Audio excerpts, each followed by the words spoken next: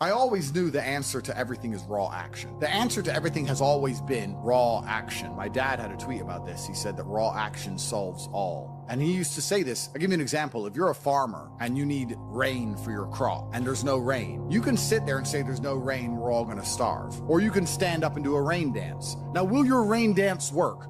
Perhaps not. Perhaps the rain won't come.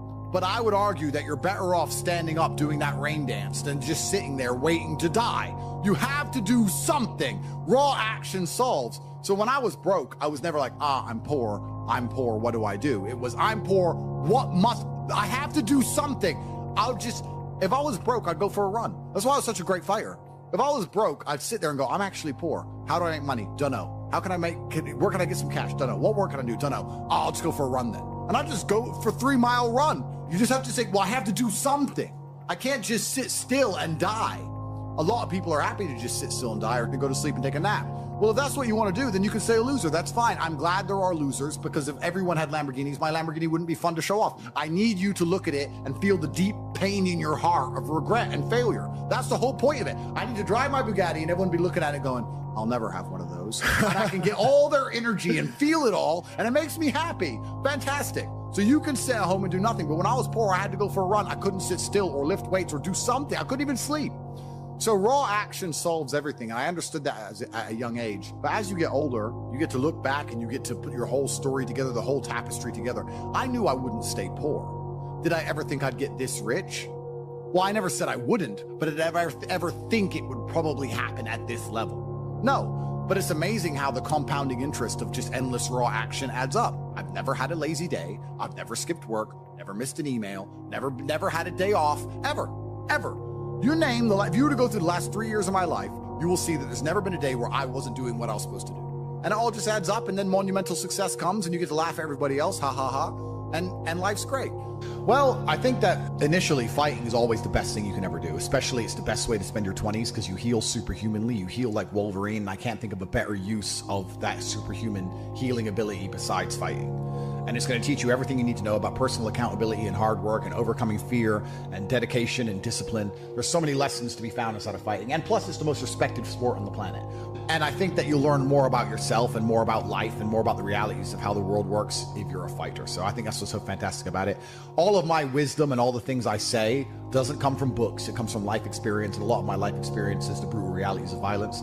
So people say, oh, Andrew's so smart, Andrew's so wise, Andrew knows so many things. I've learned all of that simply through fighting. And if you're a warrior in life, the arena may change, but the battle never ends. It's just never ending. And you have to get used to fighting. You have to get used to being under pressure and under stress all the time and being the kind of person who can perform and smile anyway. And I'm glad I spent my 20s training because I can't think of something else. I find it amazing that, like, I speak to people my age and I say, in my 20s, I spent maybe, I don't know, let's say 3 hours a day. What's a decade of 3 hours a day? Let's say 10,000 hours. I spent 10,000 hours in the gym training. You're the same age as me. What did you do with those 10,000 hours? They can't even tell me what they did. What did you do? Watch TV, go out, go pub, sit around, sleep, nap, chase women? What did you actually do? We had the same amount of waking hours and the same amount of minutes. I know where 10,000 hours of my minutes went, and that's why I'm the champ.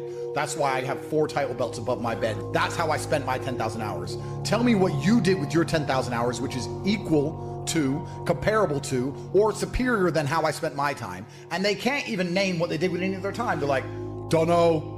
So if you're 16, you need to be using every single waking minute towards things you're going to remember. You're going to remember training. You're going to remember working hard. You're going to remember trying to make money. You're spending your life and wasting your time doing things you're not even going to be able to recollect in a few years. You're going to wonder why you fall behind the people who don't waste time. Time is the ultimate currency. Time is money.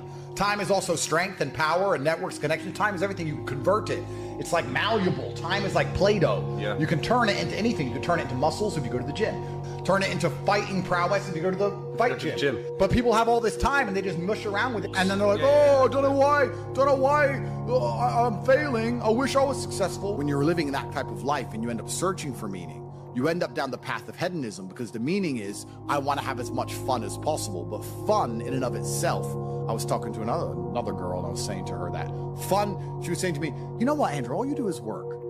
You never really have fun. And I said, fun is haram. He goes, is fun really haram? I'm like, no, it's not. But please understand what I'm trying to say here. What I'm trying to say is when you look at what most people do for fun, Look, when fun is clubs, drinking, running around, laughing like a kid, all this, all the bad things in life, the negative haramities can be attained through this obsession with fun. If you find a man who's obsessed with work, I have things I need to do, and I feel satisfied inside when I do them. I have duty and I have work, and I have obligations to fill and objectives to meet. I feel happy when they are done. That is my fun. My fun is clearing my emails, making $2 million in the day, buying another investment property I don't need, going to bed, training hard, eating right. That's my fun. Call me boring. That's what I enjoy. When you were talking about that lifestyle and what you end up searching for in that hedonism, you just end up searching for excesses, right? To have more fun, you want to get more drunk, go to more clubs, and it's just a black hole. It never ends, and you end up destroying yourself. Yep. We need discipline. We need purpose. We need to have parameters set for us. And truthfully, as a person, you're happier that way. That's why I quit drinking. People think I quit drinking because I reverted to Islam. That's not why. I actually quit drinking 2 months before that. I was extremely effective on alcohol. I would drink 4 or 5 times a week because I'm extremely rich and I have a very good life and I'm in my mansion and I'm drinking. I was still world famous. I was still making millions of dollars. I was still in fantastic physical condition. All the videos you watched me from a year and a half ago, I still look like a bodybuilder. I still outperformed everybody. I didn't have a drink problem. I could easily quit. In fact, I didn't even want to drink most of the time. It's just a party going on. I was still monumentally successful on alcohol and I could continue to drink alcohol for the rest of my life. But I stopped because I thought, will I enjoy having less fun? Will it be fun to have less fun? Okay, that's all fun. But would it be fun to have less fun? And I said, maybe instead of spending all of our money doing this stuff, we should spend all of our money getting very regimented. We should have loads of members of staff, and we should be up at exactly 7:46, and we should have a coffee ready and hot at 7:47, and at 8:01 we should go into the gym, and we should finish at 8:27, and we should have all of it. We should have everything regimented, and we should produce more content than ever before, and become richer than ever before, but just remove the fun and have fun in not having fun and just being monumentally competent and effective. Okay, well, I'll try it. Let me try for 6 months to give up all fun and just be boring. And then I learned some very interesting things during that time. Firstly, I learned that the whole idea of drinking for being social is now gone. I think we're at the age where if you were 21 and you didn't drink, you didn't have a life. There's no reason to drink for socializing because everything's online anyway. You meet everybody on apps. Nobody cares about drinking anymore. That's the first thing I learned. The second thing I learned is that being exceptionally regimented is fun. I truly enjoy it. I enjoy it just as much as I enjoyed being, because what would happen before is I'd do all my work and I'd train hard and I was always an effective person. I was still 1,000 times more effective than the average man. And then I would take 6 or 7 hours and drink and smoke and have fun and enjoy all the fruits of my labor. I became extremely rich. Why not get on a private jet and have fun? But now instead of spending those 6 hours having fun, I spend those 6 hours continuing to work. And I enjoy it just as much. So now I'm sitting there going, well, I enjoy it just as much and I'm not damaging my health. I enjoy it just as much and I'm making more money. So it really, truly ruins my day when a beautiful girl's like, can I see you? It's like, oh, I've got work to do. I'm regimented. I have to sit here and type. I don't want to talk to you and have fun and party. I don't want to do any of that. I want to do emails. You don't get it. I know to you it makes no sense, but you already have all this money. Why do you want to do emails? Because that's my fun now, regiment. So I decided to dedicate 6 months to being boring. And by the end of the 6 months, I was having so much fun being boring that now I will probably never drink again. I am 0% tempted to drink ever again. I am 0% tempted by fun, which is what you said, and I completely get it. When someone goes, we're gonna go here and it's gonna be fun, I'm like, nah, you have fun, I'll do my emails, you enjoy. I don't wanna go to clubs, I don't wanna go to some party, I'm not interested in traveling, I'm not interested in seeing anything, I've seen it all anyway, I've been everywhere. Like, who cares? I'm above it all. I'm over it all. I want to run my empire, and I want to spend time with people I love, and I want to beat my brother at Uno, and that's it. I don't want to do anything. Maybe I've gotten boring. Maybe I've leaned too much into the boring character, but I truly enjoy just being boring and regimented. And I like getting as much work done as possible, and that's why I'll never, ever drink again. So the whole concept of fun is alien to me. I totally get it now. When you said that, you're totally right. Fun isn't fun. And then achieving things in work is fun. The only thing I guess I can say I do for fun is driving fast cars, but then I need to make $800,000 to buy a Ferrari. So it's still work involved, there's still work involved. But I really believe God's given me one of the best lives, and I can't complain about anything bad that's happened. It's all been fantastic. I'm truly thankful for all. I think if a couple bad things happen to you, you should be intelligent enough to realize that eventually you're going to get over it and you're going to learn an important lesson. It's going to change you in the correct direction. And Allah's the best of planners, and he knows what you need to learn. I think that as humans, especially as men, we only learn the hard way anyway. There's two ways to learn a lesson, the hard way and the hardest way. There's no easy way to learn a lesson. You have to learn the hard way. So God gives us lessons via difficulty. He thinks you need to learn this about yourself or this about other people. So I'm going to give you a difficult time so you can learn your lesson. Because if I told you, if I just said, hey, Andrew, this is how the world works, you go, yeah. But when I show you, when you feel it, my fight coach used to say, you have to feel it to believe it. That's why if he was teaching low kicks, he'd kick your leg off. Because you don't believe in the power of a low kick. You don't believe a low kick can be so devastating unless you've felt it. You have to feel it to believe it. So God will give you a difficult time so you learn your lessons. And the lessons are very important for you to be the person who you need to be in this life. He's the best of planners. And I'm thankful for all the lessons he's given me. He's bestowed knowledge upon me. How could I not be grateful to God for making me so intelligent and wise and the ability to look into things so deeply and come up to the right decision and basically predict the future perfectly? You have to have difficulty happening to you all the time.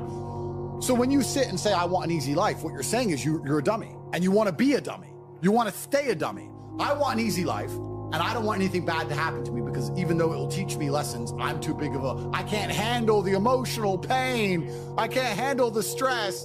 I don't want to be a dummy. I want to be smart. If I want to be smart, then hurt me. I just know that I become a more formidable, more competitive version of myself after every single bad thing that's ever happened to me. It's one less thing to fear. It's one less thing to be worried about. I've done it before. Because it's also very interesting because you talk about wisdom, you use the word wisdom, and I appreciate the compliment. I don't read books. I never read a book because I don't have time. All of the wisdom I have, all of this knowledge I speak, all of these things I say have been learned through basically difficulty of life, through professional fighting and being poor and all bad things happening to me and struggle. All of my lessons have been bad things, bad events, bad scenarios, bad situations, pain, suffering, anger, resentment. All of these horrible emotions are how I've learned everything. So I thank God for giving them to me. And anyone who wants an easy life wants to stay a dummy. What do you learn if you just get money, you buy a crypto coin, it blows up, you get some money, you go to some restaurants? What do you learn about anything? You don't. Completely. And then the thing that's so interesting is that the people who are choosing the safe option is actually choosing the most risky option. So you're not taking a safe option, you're taking a coward's way out, and it leads to exactly where a coward's way should lead. Cowards in the end do not get to enjoy the shade of the olive tree because unless you fought in the arena, unless you've been a gladiator, you never get the peace of mind and peace of heart, which is afforded from bravery. So if you choose the safe choices in life, thinking, oh, I'm going to take the safe route, you don't end up anywhere safe.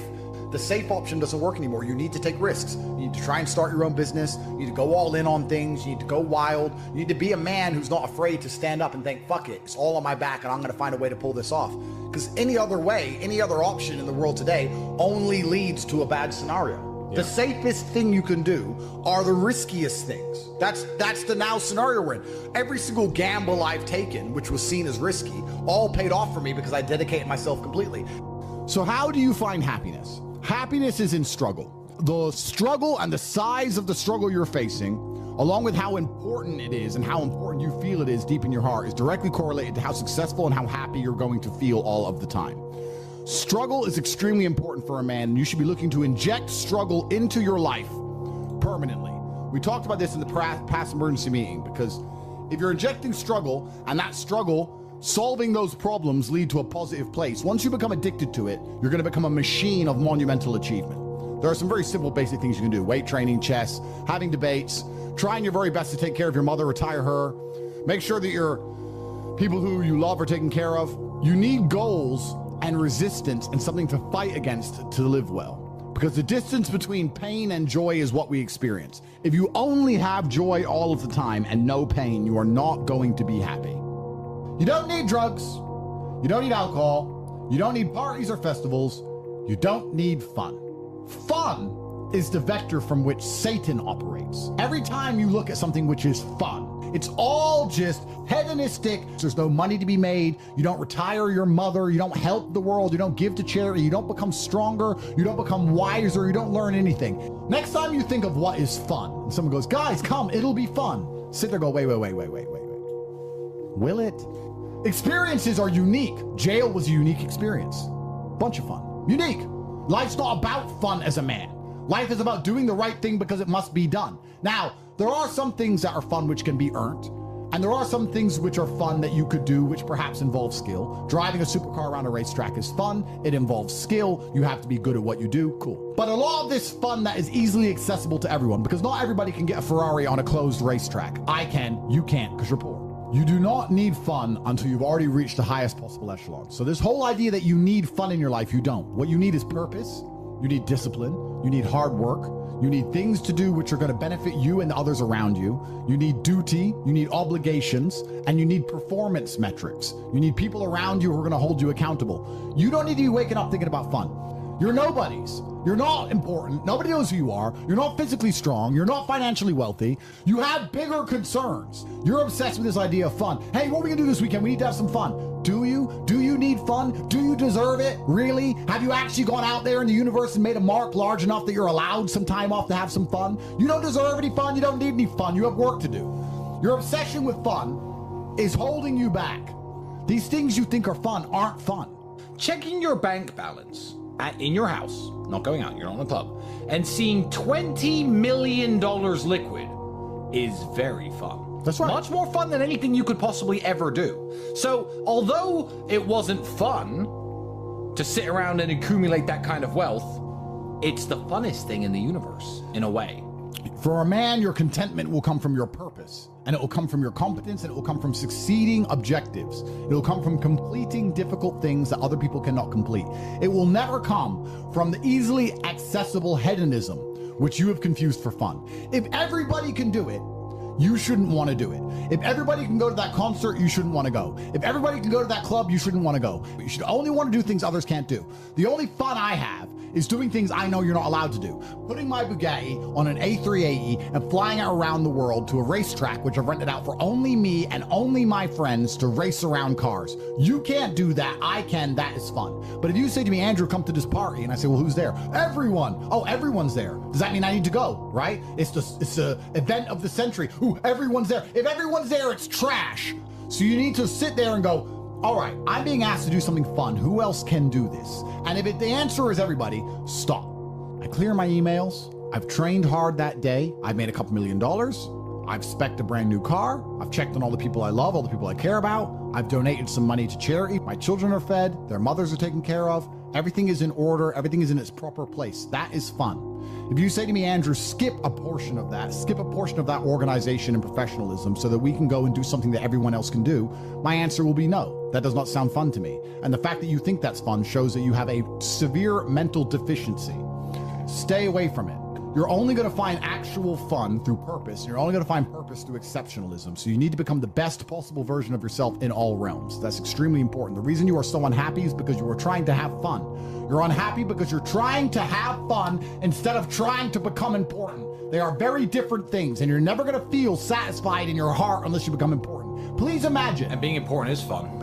Oh, it's absolutely fun. Please imagine, and I don't state this with arrogance, please imagine for a second you're the most Googled man on the planet. And you're a kickboxing world champion, and you have hundreds of millions of dollars, and you're built like a tank. Imagine how you feel when you look in the mirror. Nothing can match that, and nothing can beat that. As a man, you need to have struggle in your life. I want you guys to actually sit and think, what struggle are you going through daily? What struggle are you undertaking? What struggle are you trying to overcome? Because you should make a list of them. I can know for myself, every single day I wake up and I train physically. Every single day I have to go through X amount of physical pain when my day begins. That is a struggle that must be completed. Then I must try and keep my massive empire online, see my children, take care of everybody. There's struggle involved. My life is difficult. Difficult lives are fulfilling because we used to have to hunt and fish and go out there and go through difficulty to survive. And I often see that when I speak to people who are too comfortable, they end up being unhappy. Yeah. You can't entertain yourself to happiness. You must earn happiness. You must climb a mountain. You must struggle yourself to happiness. That's extremely important. There must be physical, mental, social, creative, some kind of spiritual struggle. And those things being satisfied is what's going to satisfy you. It's like Bitcoin. Bitcoin's a mathematical equation. You solve the equation, you get a Bitcoin. Life is very much the same. There's struggles, there's difficulties which you have undertaken, which you have adopted to try and complete. And when you finish those things, then you get satisfaction as a reward. That's the Bitcoin. The only other alternative to that to feel good is hedonism, which is drugs and alcohol. And that's not going to satisfy you for very long. And it's also going to destroy your life. So it's extremely important. This is actually why people are addicted to video games. Young men are addicted to video games because it mimics virtually what they ought to be doing in the real world. Yeah. Effort in to upgrade their character, to become a better version of themselves so they can do better things than they could previously do and explore new areas of the map. The areas of the map which are Bugatti convention, flying there on a private jet to sit with billionaires. The Grand Casino Monaco is a cool area of the map that you have not unlocked yet, but it's great. Which requires you to upgrade your character as a person. You understand this in video games, and you do it in video games because it's very interesting to do. However, you don't want to do it in the real world. But in the real world, it's so much more rewarding. And I actually going to argue that we're living in one of the final periods where that's true. I'd say in a few generations, who you are and who your physical body is may not matter nearly as much. No, but it does matter today. A lot. Exactly. So that's why you should enjoy it while you can. Yeah. So you need to pick the low-hanging fruit first. And the starting block to all of these things is your body. I believe if you lift, stretch, move, improve your body, try and train MMA, learn how to fight, get stronger, get bigger muscles, it's a fast track to self-discipline, which will carry over into all other endeavors. And I would argue that is nearly impossible. In fact, how many people can say the gym saved their life? How many people do you know were depressed, started training, got in fantastic shape, and weren't depressed anymore? It is very easy. The low-hanging fruit is your body and upgrading your body. That is the easiest struggle, which is never going to backfire on you and never going to be a negative towards any other facet of your life. And when I look at men who are physical specimens, I think everyone naturally does this, but I'm going to openly say it. I respect them differently than I look at men who aren't. I have a different level of respect for them because they show me they have discipline. They show me they have motivation. They show me they're capable of doing difficult and hard things. Those are the kind of people I trust. They're not afraid of struggle. They're problem solvers. People who train are problem solvers, and you need to become one, and you need to become very, very adept at solving problems pretty quickly. I actually find it amazing that there's people out there who aren't in perfect physical condition. Guys, let me tell you all a news flash. If you eat right and you train hard, you look good. Yeah. It's like a biological certainty. It's almost impossible to be fat and look bad if you eat right and train hard. Your body will react and give you exactly what you want. So why don't you all look like superheroes? Do you not understand how intimidating that is just when they look at a group of people and they all look like superheroes and they can tell they're all disciplined, all hardworking, all dedicated, all physically strong? The struggle is what's beautiful about it. That's the most important thing. That's what you have to understand. Yeah, because no matter how rich you are, no matter how smart you are, no matter what family you're born into, you can only get into shape the same way as everybody else. So you could be Mark Zuckerberg, who's now in shape and he's a billionaire, but you can't say, oh, he bought it. He didn't buy it. He's just in great shape because he earned it like everyone else. You could be flat broke or rich as fuck. If you're in good shape, you had to earn it. It's as simple as that. So yeah, it says a lot about who you are as a person.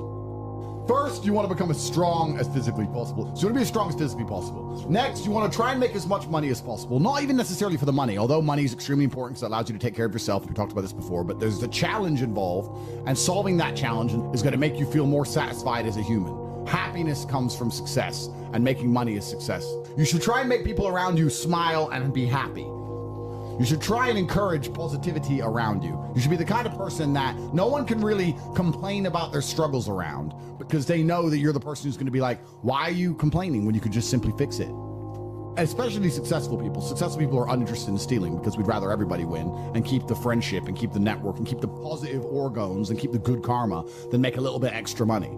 So it's amazing what you see in the world. And if you become a person who is happy and successful and can take care of himself and adopt struggles, you're going to start finding those other people who do the same thing, and then you're going to build a network and become fantastic. Live with men you're in competition with. So you and your friends need to have friendly competition at all times. Now, you need to meet your friends, and you need to have banter and competition around things that matter. Who's got the most money? Who's worked hardest? Who's discovered XYZ, crypto, stock, new way of generating income? Who's trained that day? Who has the most children? Put some actual competitions together that matter and start competing and being around people, because you are the sum of the 5 people you spend the most time with. Everybody knows this. So why don't you get some genuine metrics that will improve your life? You won't have time to stand around cooking meals if you're friends with somebody who works out for 3 hours a day, for example, because you're going to need to find 3 hours a day to train to beat him, which means you're going to have to just eat that rotisserie chicken as you do squats, like a man should. Live with men you're in competition with. This is ultra important because you can measure yourself against your circle. If Tristan comes downstairs and says, I've done 1,000 push-ups, I will do anything it takes to do 1,001 just to annoy him, because I know that he then has to do 1,002. And pissing him off is worth it. It's always worth it. And that's why you need to have that kind of competition. Get your act together, get some genuine metrics, things that matter. And once they're all put together, you're going to live in a naturally competitive environment, which is going to increase your testosterone level. It's going to prevent you from doing a lot of dumb shit. And the competition one's great, you know, because you can apply it to everything. There are a lot of people who are going to get, you know, kicked in the nuts and take a fall, and they're going to let it beat them down. You know, Andrew's lost very important kickboxing matches. Did he quit fighting then? Did I quit fighting when I got my ass kicked a couple times? No, you don't. You just have to continue, because in life, there are only winners and losers. There are no participation trophies. There's no, you know, stickers and everyone's invited to have a good time. You know, life is hard, and everyone in life is actually trying to play the same game. If you're a sportsman, there's a small pool of people who compete at kickboxing, professional soccer, and the bigger the pool is, the more difficult it is. Well, life is the only game where every single one of us 8.1 billion people is trying to play the exact same game. And the same game is, there's only so much money in the world, there's only so many resources, there's only so much happiness. I'm going to try to provide for my family as best as I can. And whether people say money's not important or is important, everyone's part of this game. So winning is very difficult. And you have to keep trying when you get kicked and you fall down. And that's the advice I give to every young man who listens to me. People are afraid of accepting there's a problem because then they know they have a responsibility towards fixing it. And they don't want to do anything, one, because they're lazy, and two, because they're afraid they might lose. So they'd rather pretend there's no problem at all. And I think I often say to people in a lot of my videos about a lot of other subjects that it's not always the winning and the losing. It's the fighting in the first place. And there's plenty of men in history you remember who ended up losing in the end. Napoleon, for example, who still fought, which is why they mattered. It's not, if you're only going to fight when you're guaranteed to win, then no bravery is required. And you have to fight so that you can look back on your life and feel happy that you tried to do something when you knew it was going on before it was too late. Forget about the winning and losing for now. Focus on the fight. You must wait for the moment when the opponent's mind is scattered and strike without hesitation. If you do not overcome your tendency to give up so easily, your life will lead to nothing. Objectify your demons so you control them instead of them controlling you. Fear is a reaction. Courage is a decision. You have to train your mind to be stronger than your emotions, especially your impulses, or else you're going to lose yourself. You will only be found by the devil once you are lost, and he will lead you to hell. Most of the important things in the world have been accomplished by men who kept fighting when there seemed to be no hope at all. I think it's a good motto, perhaps, for life, for everyone who's watching this. I heard it during a boxing match, and I think it was between Evander Holyfield against some guy who's not nearly as well known. And Holyfield was losing, and then he starts swinging, hitting the guy. And the commentator said, "Suddenly the champion returns with initiative and vengeance." That's a good slogan for life. You should wake up, look in the mirror, and say, "Suddenly the champion returns with initiative and vengeance." That's a good way to start your day every single day. Yeah, it is. Initiative and vengeance to become the best possible version of yourself. It's very important, and this is the last piece of advice I want to give to people at home. A lot of people go through life with a very average attitude, and they wait for their one big break. But you have to build your big break. And you're going to do that with 1,000 tiny victories. If you're watching this, ask yourself a question. When's the last time you genuinely tested yourself? When's the last time you genuinely felt challenged? Win or lose, you can be a hero if you just fight. Win or lose, you can be a hero if you make the brave decision. There are so many men of history we remember who didn't even win every time. Napoleon lost. He's still famous. His name's still etched into history. You can't escape